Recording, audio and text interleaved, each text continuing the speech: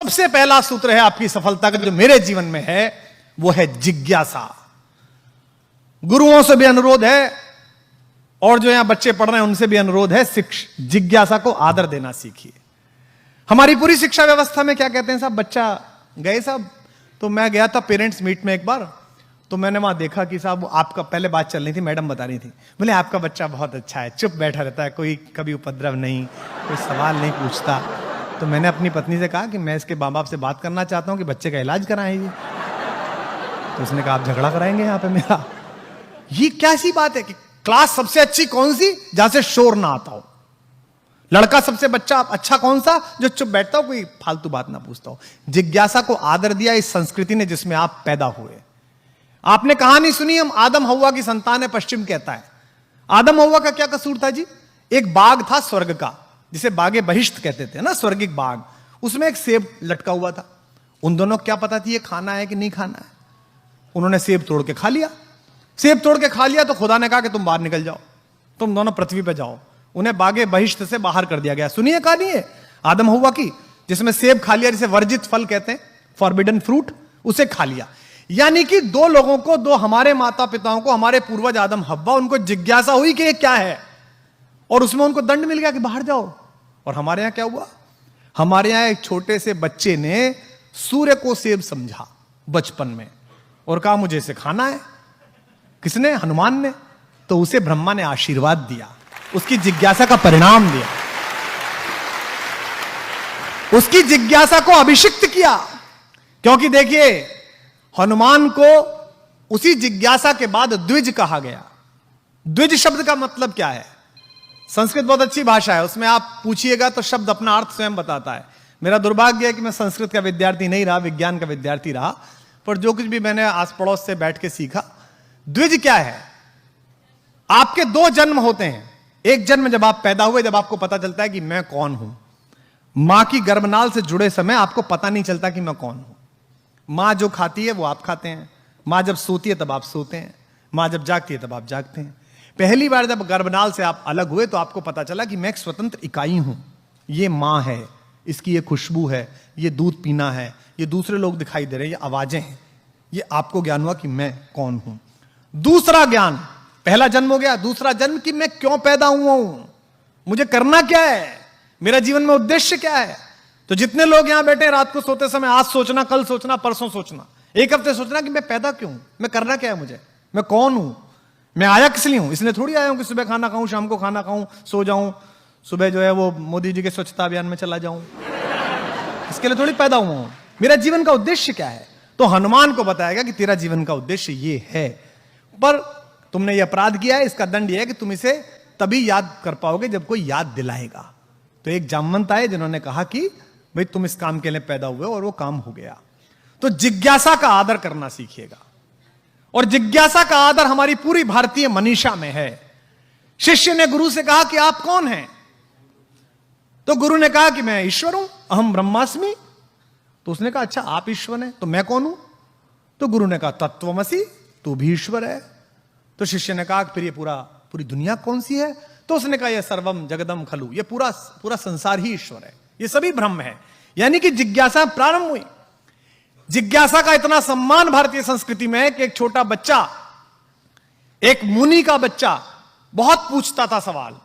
उसके पिता ने एक यज्ञ किया। यज्ञ करने के बाद वो अपने पिता से पूछने लगा, ये गाय किसे दोगे? ब्राह्मणों को। ये अग्नि किसे दोगे? यज्ञ की अग्निहोत्र ब्राह्मणों को। अच्छा ये किसे दोगे? चावल वंचितों को। ये किसे दोगे? बहुत सवाल पूछा। आखिर में वो नचिकेता अपने पिता से बोला मुझे किसे दोगे? तो बाप नाराज होकर बोला तुझे दूंगा यमराज को। और आपको कथा मालूम है कठोपनिषद की, नचिकेता यमराज के द्वार गए और यमराज ने उन्हें मृत्यु और जीवन का ज्ञान दिया। यानी कि जिज्ञासा में एक छोटा बच्चा भी भगवान के पास पहुंचा और भगवान ने उसकी जिज्ञासा का शमन करके वापस भेजा। यह भारत का संस्कार है।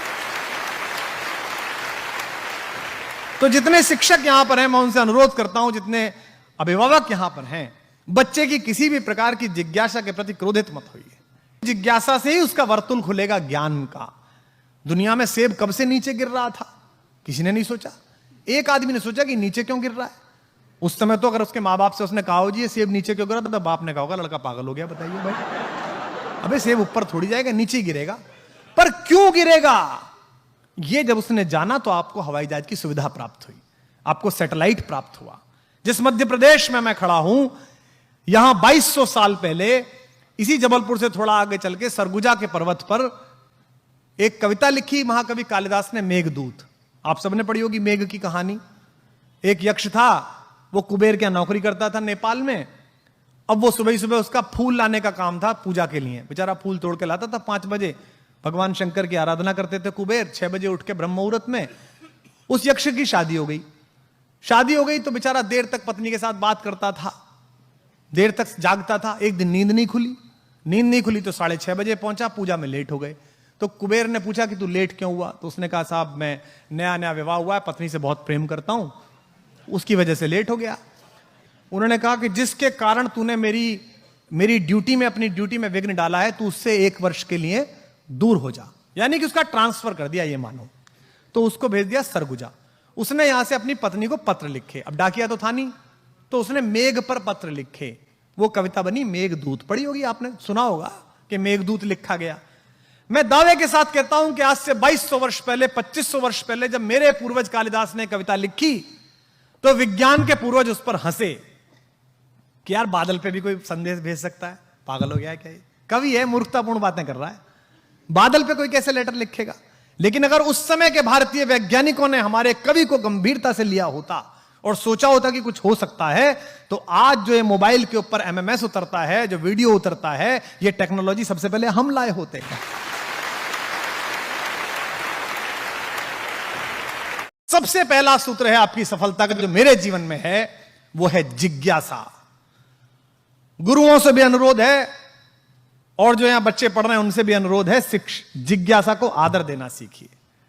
हमारी पूरी शिक्षा व्यवस्था में क्या कहते हैं साहब, बच्चा गए साहब, तो मैं गया था पेरेंट्स मीट में एक बार, तो मैंने वहां देखा कि साहब आपका, पहले बात चल रही थी, मैडम बता रही थी, बोले आपका बच्चा बहुत अच्छा है, चुप बैठा रहता है, कोई कभी उपद्रव नहीं, कोई सवाल नहीं पूछता।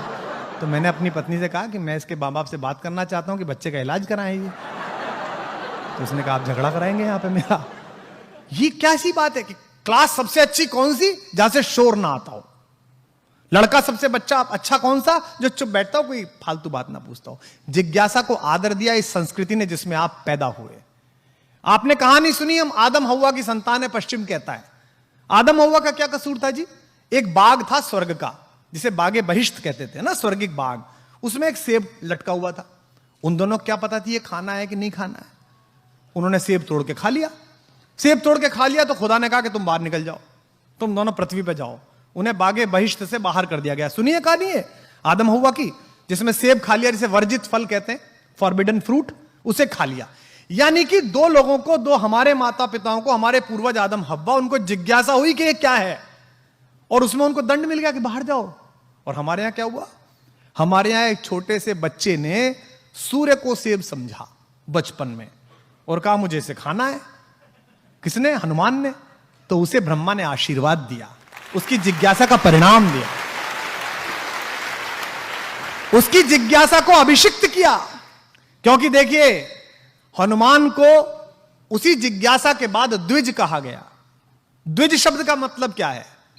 संस्कृत बहुत अच्छी भाषा है, उसमें आप पूछिएगा तो शब्द अपना अर्थ स्वयं बताता है। मेरा दुर्भाग्य है कि मैं संस्कृत का विद्यार्थी नहीं रहा, विज्ञान का विद्यार्थी रहा, पर जो कुछ भी मैंने आस पड़ोस से बैठ के सीखा। द्विज क्या है? आपके 2 जन्म होते हैं। एक जन्म जब आप पैदा हुए, जब आपको पता चलता है कि मैं कौन हूं। मां की गर्भनाल से जुड़े समय आपको पता नहीं चलता कि मैं कौन हूं। मां जो खाती है वो आप खाते हैं, मां जब सोती है तब आप सोते हैं, मां जब जागती है तब आप जागते हैं। पहली बार जब गर्भनाल से आप अलग हुए तो आपको पता चला कि मैं एक स्वतंत्र इकाई हूं। ये मां है, इसकी ये खुशबू है, ये दूध पीना है, ये दूसरे लोग दिखाई दे रहे हैं, ये आवाजें हैं। ये आपको ज्ञान हुआ कि मैं कौन हूं।